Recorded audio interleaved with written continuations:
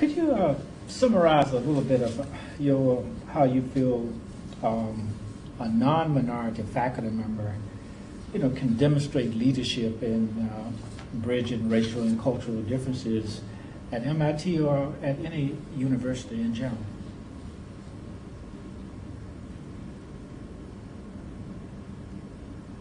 By making very sure that he or she treats all students alike, expects the same from all students, encourages all students to the degree that each individual needs to be encouraged, and treats faculty colleagues or research team colleagues in the same way. I think a person who, on his or her own initiative, has gone beyond what is required of an MIT faculty member and, say, has gone into the schools to stimulate interest of a variety of young people in careers in science and engineering, would have a open mind, a breadth of vision, and a set of personal motivations which would make him or her a good bet as a mentor or a bridge person, because that person thinks of MIT and science and engineering as a part of a broader society and sees the ultimate objective to create a better society in the broad. Comment also on what you would consider, some specific best practices in demonstrating leadership, like specific programs and results that you have been involved in or have observed over the years. And I know you have been involved in a number of activities, but what comes to mind when you think about some really good practices that you've seen your colleagues you have been involved in, that you see as being in a situation where there's leadership in bridging racial and cultural differences on a college campus?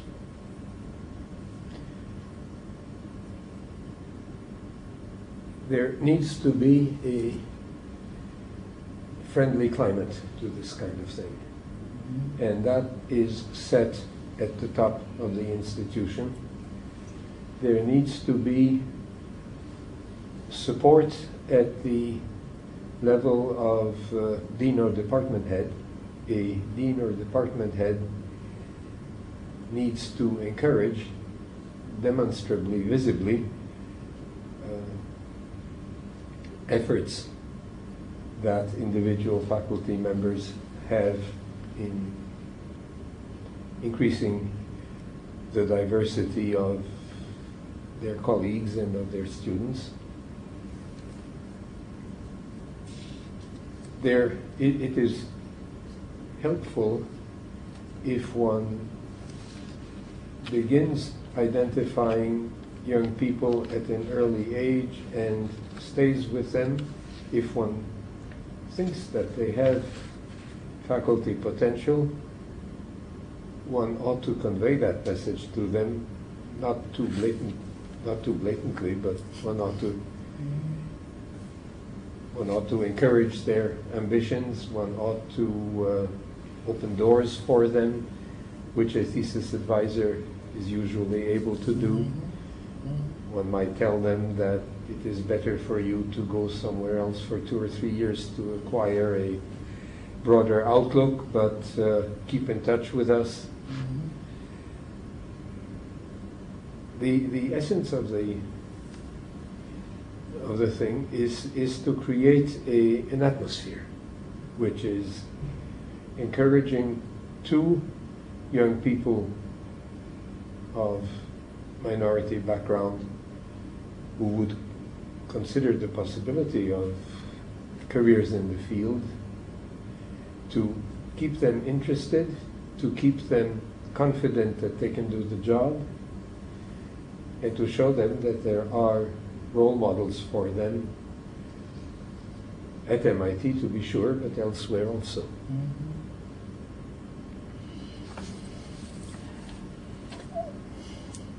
What you know, and I ask this because I know that you have done this, and so I think it's important that, you know, we have some way of being able to at least lay the foundation of what, you know, you say, because it's not like talking to someone who hasn't done it. As far as I'm concerned, all of these things that I'm asking you, I know I've seen you do these things, and I know you're a very modest person in that regard, so I think it's important that I say this. But in relation to this fact, you know, what kind of responsibility do you feel you have to encourage others to assume these kinds of bridge leader mentoring roles, which you have filled? How can we identify new people like you? What characteristics would you look for in people whom you would want to play roles like you have played here? It's kind of the essence of the question. Yes, well, one answer is to talk it up, to talk about it with one's colleagues, to lead by examples, to show that this is worthwhile and so on. It does not faze certain of my colleagues, I know, but it Right. does attract some others. So that is a thing that one does naturally and that one needs to do.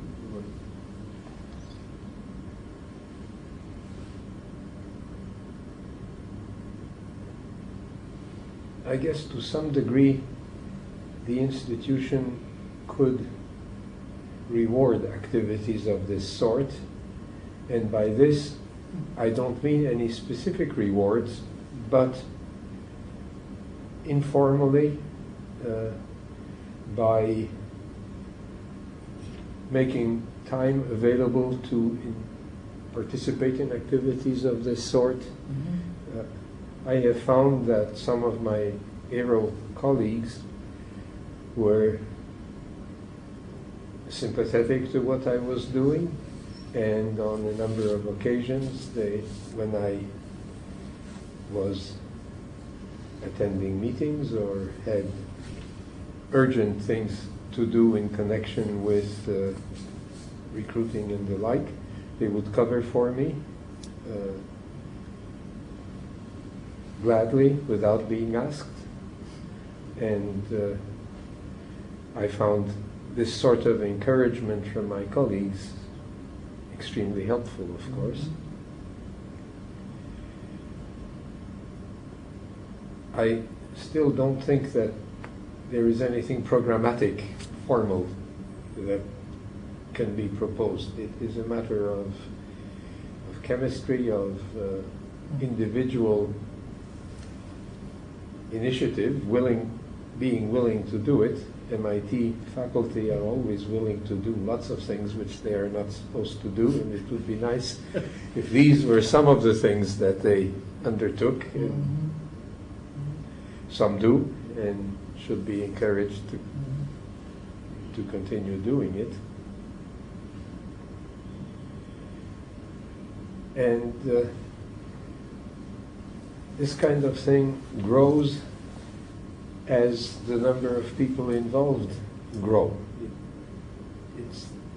There has to be a critical size, it has to be visible, it has to be perceived to be a good thing, and then it increases in scope.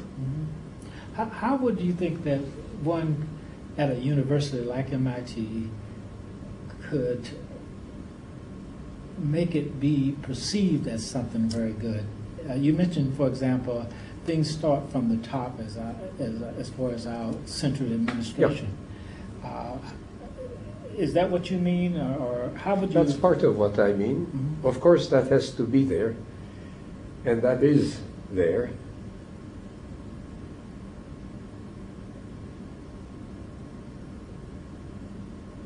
There is an individual I am reminded of now who played I think, a very important role, and that is the late Constantine Simonides.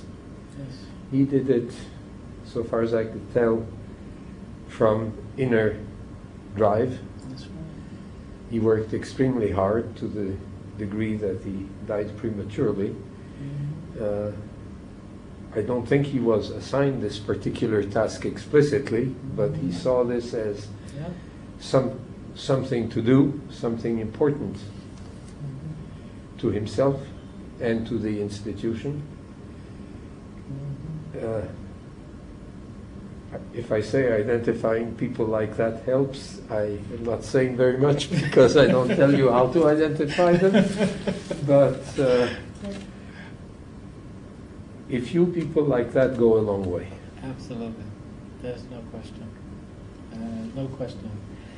I have one final kind of area I'd like for you to spend just a few minutes of, because I know that I would never be able to get you to talk about this kind of arena unless I ask the question. And there are two phases of it. One is that, the emergence and the development of your views, particularly in regards to, justice and civil rights and so forth, kind of where did that all come from? And from your view, to talk just a little bit about that. And second, to talk about some of the roles I know you have played here at the institution over your career. It comes from my family, my parents.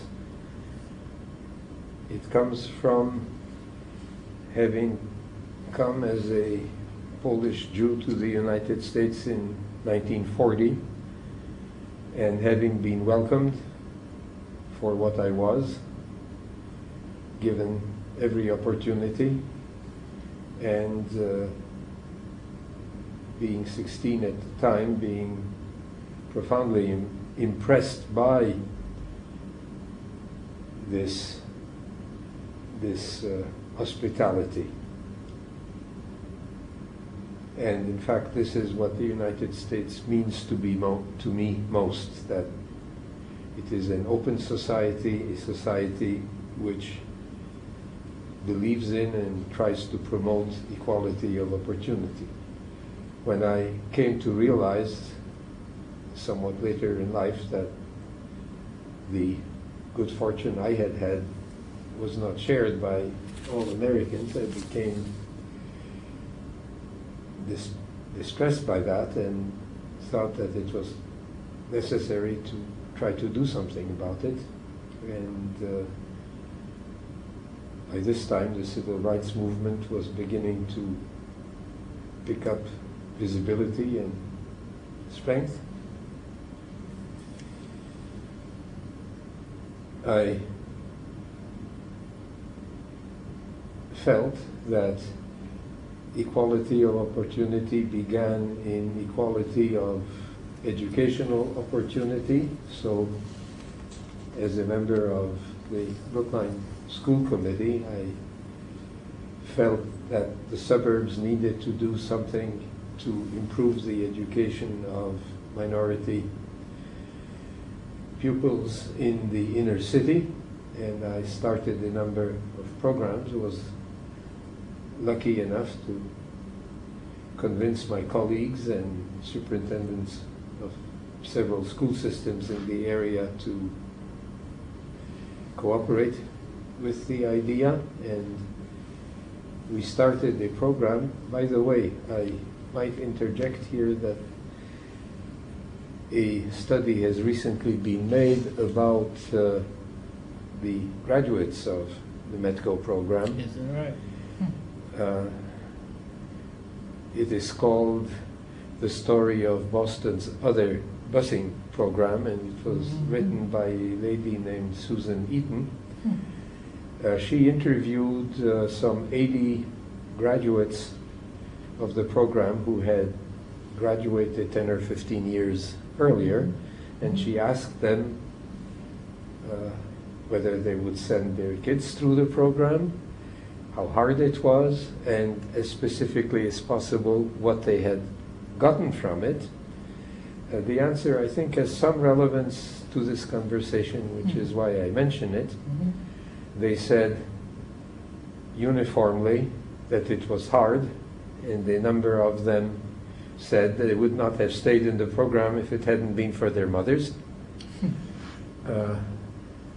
They said that several things were particularly hard. One was that they were separated from their neighbors, the children they had, the young people they had played with and associated with, and in fact they were considered to some degree as passing over to the white side, and it was perceived as a sort of maybe not so minor betrayal, and they had to bear that.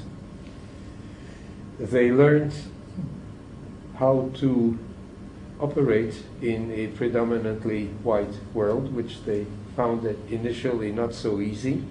You use a different language, you use a different body language, you deal with kids differently.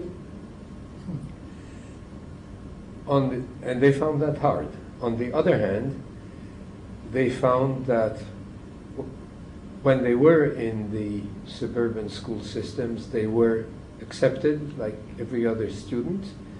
They were, as a matter of course, given opportunities to take tests and to apply for programs and activities which they would not have had back in the city. They saw in retrospect that their career paths were on the whole more rewarding, both economically and personally, than than the majority of the young people they had grown up with. They thought that particularly being challenged and learning at an early age the sometimes difficult art of dealing with the white world were the main advantages they got out of the program. And yes, they would, on the whole, I think 3/4 of them at least, send their children through the program. Is that right? That's very relevant. So that is relevant in the sense that it shows what MIT may provide, both good or bad, and I think it matches rather closely what your interviewees told you, particularly the ones who came here in the 60s and early 70s. That absolutely wonderful generation. Absolutely. Leon, it ought to be very clear that the program you're talking about, MEDCO program, started, out of the Brookline public school system. Yes. And you were one of the major forces that helped to create that program, which eventually has become a program that has had a tremendous effect on black students coming out of Boston, going into a lot of the urban towns in the state of Massachusetts. That alone is a tremendous contribution, it seems to me. Well, it's something I'm pleased to have done, and in retrospect it does seem to have worked. At MIT, I became involved with the notion of increasing the number of minority students. It's a little program which Konstantin Simonidis labeled the Epsilon program. 5 young men, I think one was a Native American and 4 were African American. And a on the basis of the experience learned from that, on the basis of the support from Howard Johnson and Jerry Wiesner, the program grew because the top administration wanted it to grow and assigned the resources necessary to make it grow, and also was willing to defend the program from the criticisms of some alumni who felt that this was taking slots from more deserving white students, and we have heard that story over and over again, but both Howard and Jerry resisted that, and so did Paul Gray. And the program has grown until we have now a reasonable quantitative representation. Another thing that I was glad to have done was to have an impact on the second summer program. I didn't start it. It was started by a trustee, member of the corporation named Gregory Smith. Oh, yes. And Margaret McVicker. But I became involved in it when Wes went on to do other things, and I introduced a preparatory program during IAP to prepare the students who were going to go into industry after their freshman year, and did this in terms of team projects. And that turned out to work very well, and the students found it useful. Yeah. I think the employers found it somewhat helpful. Excellent. And it is not by itself the model of the very many project-oriented courses we have now, but it was one of the early ones anyhow. And it worked well.